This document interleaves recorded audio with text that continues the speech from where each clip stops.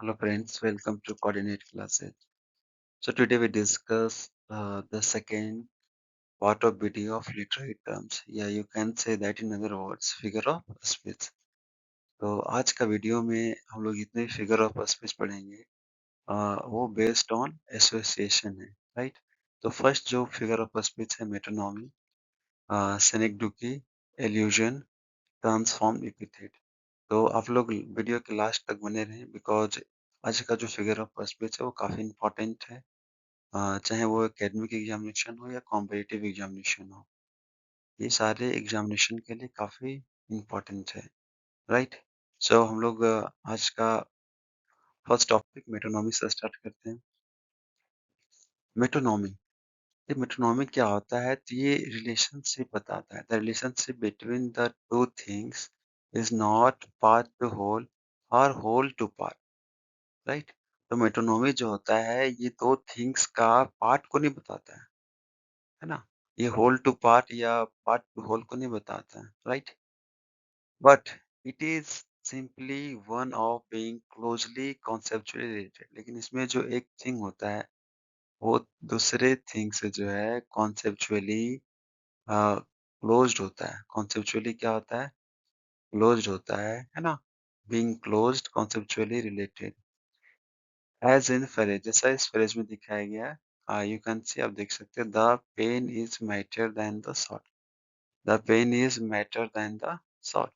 यहाँ पे पेन और एक स्वॉर्ड के पावर को दिखाया गया कि पेन ज्यादा पावरफुल है या स्वॉर्ड ज्यादा पावरफुल है, राइट? तो इसमें हम लोग देखेंगे कि कौन पावरफुल है, वो वीडियो के एग्जाम्पल में देखेंगे, इसी टॉपिक के एग्जाम्पल में देखेंगे।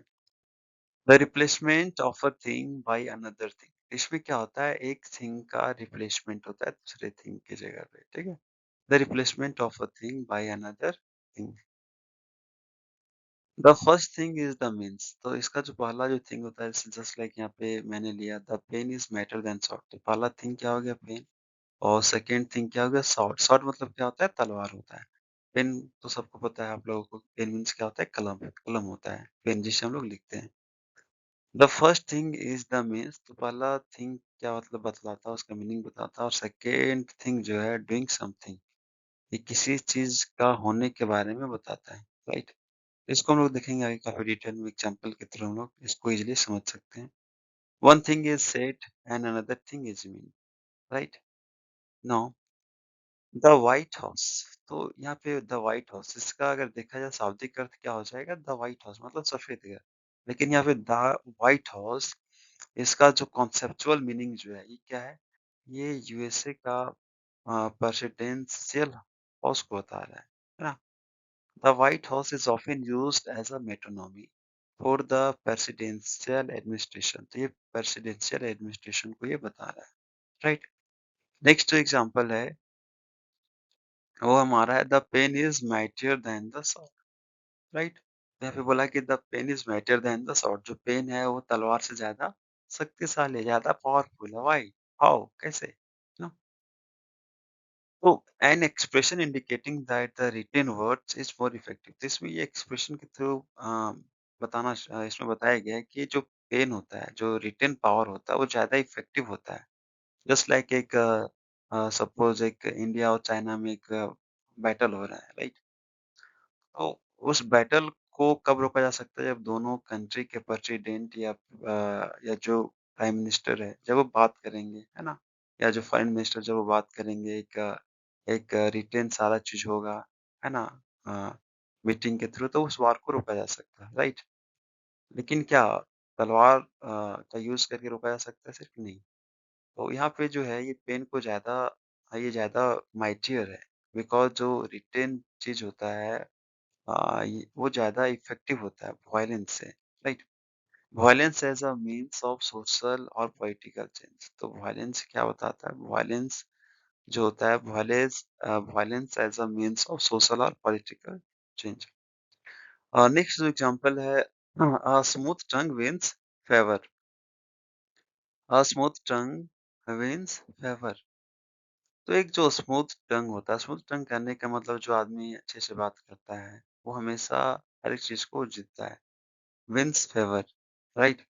The saying highlights the importance of communication. तो ये क्या बतला रहा है? ये इम्पोर्टेंस ऑफ कम्युनिकेशन स्किल को बता रहा है, राइट? ये जो अच्छे से बात करेंगे उसका कम्युनिकेशन स्किल जनरली काफ़ी अच्छा होता है। लोगों से अच्छे इस तरह से वो डील कर सकता है। And the power of words to influence other.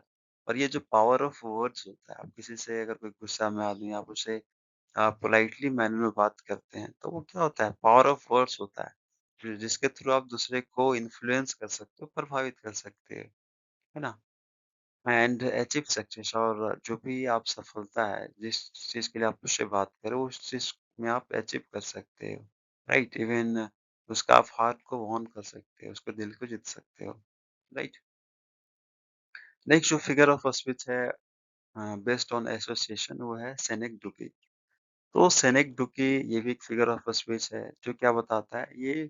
अ, ये पार्ट टू होल और होल टू पार्ट को बताता है। वाइस वर्सा मतलब होता है 10 किस्से का उल्टा, है ना? वाइस वर्सा मीन्स क्या हो गया? 10 इसका उल्टा। अ, राइट? द वर्ड कम्स, ये जो वर्ड है सिनेक्डुकी, ये ग्रीक वर्ड है। सिनेक्डुकी क्या है? ग्रीक वर्ड है जिसका मीनिंग क्या होता है? सिमल्टेनियस।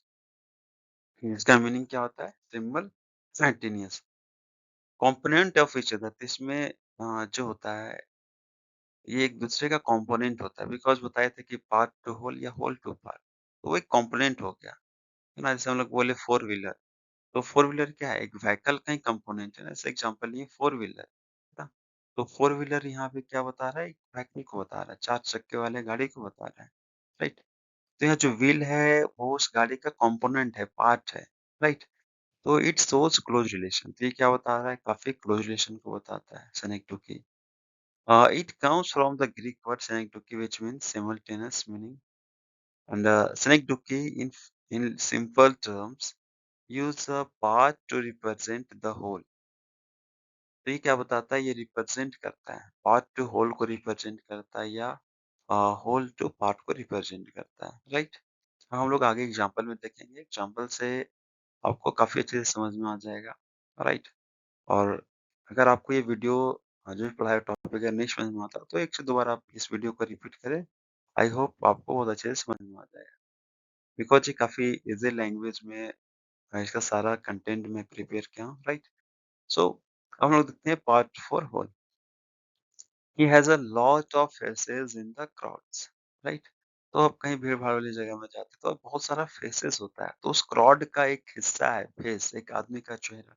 और जब बहुत सारे लोग खड़े हो जाते हैं, है ना? तो वो चेहरा सबका दिखने लगता है। ये क्या बता रहा है? पार्ट टू होल को बता रहा है, right? That's a lot of mouths to feed. Feed मतलब होता है खिलाना, ठीक है? तो that's a lot of mouths to feed. It means that कि मुझे जो बहुत सारे लोगों को खिलाना पड़ता है, बहुत सारे व्यक्तियों को खिलाना पड़ता है। तो माउथ यहाँ पे क्या है? यहाँ पे लोग, यहाँ पे पीपल्स को बता रहा है, बिकॉज़ एक मुँह तो एक इंसान में तो एक ही मुँह होता है, ऐसा तो है नहीं कि एक इंसान में 2-3 मुँह होता है। तो यहाँ पे मौत क्या बता रहा है? पीपल को बता रहा है, लोगों का झुंड को बता रहा है। All hands on deck. तो डेक के ऊपर में सारे हाथ रखे हुए हैं। ये क्या बता रहा है? द होल क्रीव को बता रहा है।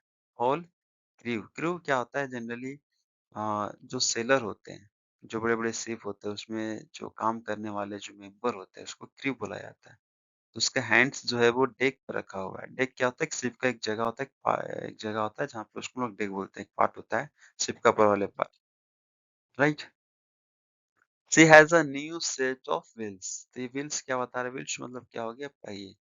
तो she has a new set of wheels. तो सेट क्या होता है? एक गाड़ी का एक सेट होता है, व्हील्स का 4 पहियों का एक सेट होता है। तो ये क्या बता रहा है? कार को बता रहा है। The sails are coming in. तो सेल्स यहाँ पे क्या बता रहा है? शिप्स को बता रहा है। The sails are coming in मतलब बहुत सारे जहाज क्या हो रहे हैं? वो आ रहे हैं। तो उसके ग्रुप्स को यहाँ पे बता रहा है, राइट? नाउ हम लोग देखते हैं होल टू पार्ट। बिकॉज़ बताए थे कि सिनिक टू जो ये 2 चीज़ को बताता है, पार्ट टू होल और होल टू पार्ट। तो फर्स्ट में हम लोग देखे पार्ट टू होल, अब हम लोग देखेंगे whole for part, right? The classroom is noisy. तो क्लासरूम ये क्या बता रहा है? ये होल पार्ट को बता रहा है, बिकॉज़ एक क्लास में क्या होते हैं? बहुत सारे उसमें टीचर्स होते हैं, एक टीचर होते हैं और बहुत सारे स्टूडेंट्स होते हैं, राइट? तो क्लासरूम क्या बता रहा है? ये पूरा होल पार्ट को बता रहा है, बिकॉज़ क्लासरूम में क्या होता है? स्टूडेंट्स हैं, टीचर होते हैं। The White house announced a new policy. तो द व्हाइट हाउस क्या है ये? जहाँ पे सारे एमपीज़ मेंबर ऑफ पार्लियामेंट अ, सारे बैठते हैं और किसी बिल पे या किसी टॉपिक पे वो बात करते हैं और फाइनली वो एक एक्ट बनता है, राइट? तो ये द व्हाइट हाउस जो है ये पूरे एम नंबर ऑफ एमपीज़ को बता रहा है यहाँ पे, ठीक है? यहाँ पे एमपी क्या हो गया? वो व्हाइट हाउस का एक पार्ट हो गया, ठीक है? लेकिन द व्हाइट हाउस क्या हो गया? पूरा होल पार्ट हो गया, right? Society is obsessed with social media. तो यहाँ पे सोसाइटी क्या है? ये होल पार्ट को बता रहा है और मीडिया क्या करता है? सोसाइटी से जो भी इसमें जो न्यूज़ होता है उसको बताता है, तो वो कहाँ से लिया जाता है? वो सोसाइटी से ही वो न्यूज़ होता है, राइट? नाउ अब हम लोग देखेंगे डिफरेंस बिटवीन देखेंगे कि मेटोनॉमी और सिनेक्डोकी में क्या डिफरेंस होता है, राइट? तो मेटोनॉमी क्या होता है? Not the component part of each other. इसमें जो होता है एक दूसरे का कंपोनेंट पार्ट नहीं होता है मेटोनॉमी का। जबकि सिनेक्डोकी क्या होता है? कंपोनेंट होता है, कंपोनेंट पार्ट होता है। बिकॉज़ बताए थे ये the four wheeler the the four wheeler मतलब क्या हो गया? वो 4 चक्के वाले गाड़ी के बारे में बता रहा है यानी व्हीकल कार के बारे में बता रहा है। तो यहाँ जो व्हील है वो उसी का पार्ट है, कंपोनेंट पार्ट है। मेटोनॉमी में क्या होता है? इसमें सरफेस रिलेशन होता है, राइट? और सिनेक्डोकी में क्या होता है? उसमें क्लोज़ रिलेशन होता है। मेटोनॉमी में क्या होता है? The first thing is the means of the second thing for doing something and synecdoche में क्या होता है? In simple terms use a part to represent the whole. बताए थे कि इसमें सिनेक्डोकी में क्या होता है? पार्ट टू होल और होल टू पार्ट होता है, राइट? और मेटोनॉमी में क्या होता है? वन थिंग इज़ सेड, एक थिंग के बारे में कहा जाता है और दूसरा उसका मीनिंग होता है, राइट? मीन्स मेटोनॉमी में जो सरफेस मीनिंग है वो अलग होता है और इसका जो लिटरल मीनिंग होता है वो अलग होता है। तो जैसा सरफेस मीनिंग जो सरफेस रिलेशन होता है उससे डिफरेंट होता है इसका लिटरेरी मीनिंग, राइट? नेक्स्ट है अलूजन। तो an expression to recall some notable characters. तो अलूजन क्या होता है? जस्ट लाइक आप बोल सकते हैं इसमें वैसा वर्ड्स होता है या फ्रेज होता है जो किसी नोटेबल कैरेक्टर्स को मेमोराइज करता है या कोई स्पेशल इवेंट को या हिस्टोरिकल इवेंट को उस वर्ड्स के थ्रू हम लोग क्या करते हैं? पोएट्री में हम लोग यूज़ करते हैं उस इवेंट्स को अ, डिस्क्राइब करने के लिए, राइट? तो अलूज़न को एल्यूडिंग भी कहा जाता है, एल्यूज़न को एल्यूडिंग भी कहा जाता है। राइट? ये जो होता है is a figure of speech that makes a reference to someone और समथिंग बाय नेम। तो इसमें जो है, ये जो फिगर ऑफ स्पीच होता है, वो किसी व्यक्ति या किसी वस्तु के बारे में बताता है, ठीक है? मतलब कोई वर्ड्स के थ्रू किसी लोकेशन हो गया, कोई पर्सन हो गया, कोई ऑब्जेक्ट हो गया, उस वर्ड्स के थ्रू जो है उसको नरेट किया जाता है पोएम में। और एक मेनली 1 वर्ड 2 वर्ड को लेकर जो है अ, उस पूरे इवेंट के बारे में, उस पर्सन के इवेंट के बारे में, उस ऑब्जेक्ट के बारे में पूरा जो है पोएट्री में उसका डिस्क्रिप्शन के लिए यूज़ किया जाता है, राइट? शॉर्ट वे में। So that the audience must realize the connection in their own minds। ताकि क्या हो कि उस वर्ड्स के थ्रू एल्यूजन के थ्रू क्या करे, जब भी ऑडियंस या कोई रीडर जब वो पोएट्री को पढ़े तो एक वर्ड के थ्रू जो उसके माइंड में वो जो रियलाइजेशन है उस वर्ड्स के थ्रू क्या करे, रियलाइज करे उस इवेंट के बारे में आ, या उस हिस्टोरिकल घटना के बारे में, राइट? जैसे क्या है, one minute past and Lethe wards had sung।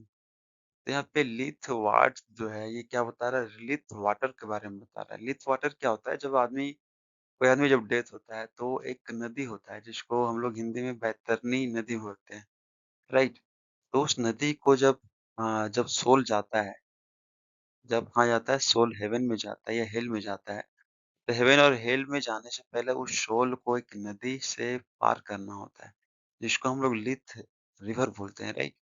तो लिथ रिवर में जैसे वो सोल उसमें पार होना चाहता है, तो जो भी अर्थ पे जो भी उसके लाइफ में जो घटनाएँ होती हैं, वो घटनाओं को भूल जाता है।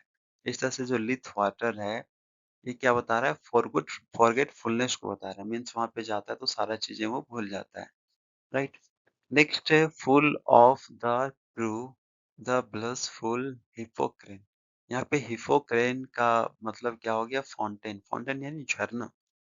It's water is an inspiration, तो यहाँ पे हिपोक्रेन जो है ये क्या बता रहा है, इंस्पिरेशन को बता रहा है। इंस्पिरेशन किसके लिए बता रहा है, फॉर स्ट्रगलिंग पोएट्स, वैसे पोएट जो स्ट्रगल कर रहे हैं, जो जस्ट अभी एक लिखना स्टार्ट किए हैं, जिन्हें अचीवमेंट नहीं मिला है ना, वैसे पोएट्स के लिए। One can be great poet by drinking the water of Hippocrene, तो इट मीन्स दैट यहाँ पे जो है कहा गया है कि अगर एक कोई एक पोएट है और वो हिप्पोक्रेन का वाटर को पी ले, तो भी एक बहुत बड़ा पोएट बन सकता है। व्हाई? बिकॉज़ यहाँ पे हिप्पोक्रेन जो ये इंस्पिरेशन उसको देगा, उस पोएट को क्या देगा? वो इंस्पिरेशन देगा। वो इंस्पिरेशन से वो क्या करेगा? वो जो पोएट है वो बहुत सारा पोएम लिख सकता है, काफ़ी प्रोमिनेंट पोएम लिख सकता है ना? काफ़ी ग्रैंड पोएम वो लिख सकता है, राइट? नो, ट्रांसफॉर्म एपिथेट और एप्लेस, तो ट्रांसफॉर्म्ड एपिथेट को एप्लेस भी बुलाया था, राइट? तो फर्स्ट ऑफ ऑल हम लोग देखेंगे पहले एपिथेट क्या होता है, बिकॉज ट्रांसफॉर्म्ड एपिथेट और एपिथेट ये दोनों अलग अलग चीजें हैं, डिफरेंट है। तो पहले हम लोग समझते हैं एपिथेट क्या होता है। तो एपिथेट एक एडजेक्टिव होता है जो नॉन को क्वालिफाई करता है, राइट? तो you can say that epithet just like एक एडजेक्टिव भी होता है, ठीक है, जो पोएम्स में यूज किया जाता है। जैसे इसमें है अ गुड बॉय, एक अच्छा लड़का। गुड यहाँ पे क्या हो गया, ये एडजेक्टिव हो गया, राइट? और ये बॉय को क्वालिफाई कर रहा है। यहाँ पे गुड क्या हो गया, एपिथेट हो गया। A lazy boy, a lazy boy, तो लेजी यहाँ पे क्या है, एडजेक्टिव है जो बॉय को क्वालिफाई कर रहा है। तो लेजी यहाँ पे क्या हो गया, एपिथेट हो गया, right? No, when an epithet is transferred, जब एक एपिथेट क्या होता है, ट्रांसफर्ड हो जाता है from its proper subject to another. तो जब ये प्रॉपर सब्जेक्ट से जो है दूसरे नाउन पे वो ट्रांसफर्ड हो जाता है, तो इसी को क्या बोलते हैं, ट्रांसफर्ड एपिथेट बोलते हैं, राइट? हाँ, when an epithet adjective, epithet यहाँ पे क्या हो गया, एडजेक्टिव हो गया, is transferred from the noun to which it epithet properly belongs to another noun.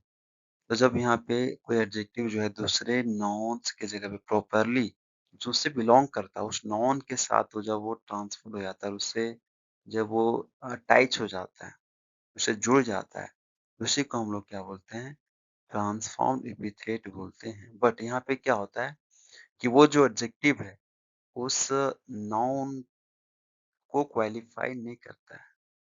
या मैंने देखा था कि एपिथेट में क्या था कि वो जो एडजेक्टिव था वो नाउन को क्वालिफाई कर रहा था। लेकिन ट्रांसफॉर्म एपिथेट में क्या होता है कि वो एडजेक्टिव जो है वो नाउन को क्वालिफाई नहीं करता है। Just like the sleepless pillow, तो I transform epithet because it does not qualify the non pillow. तो यहाँ पे जो स्लीपलेस है, स्लीपलेस वो तकिए को क्वालिफाई नहीं कर रहा। पिलो मीन्स क्या होता है, तकिया, राइट? जबकि एपिथेट में हम लोगों ने क्या देखा था कि उसमें जो एडजेक्टिव होता था वो नाउन को क्वालिफाई कर रहा था, राइट? लेकिन ट्रांसफॉर्म एपिथेट में क्या होता है कि इसमें जो प्रॉपर सब्जेक्ट होता है वो दूसरे नॉन में वो ट्रांसफॉर्म हो जाता है, राइट? ये भी क्या है, ट्रांसफर्ड एपिथेट है। Thanks for watching. You please like share and subscribe to my channel. Have a nice day.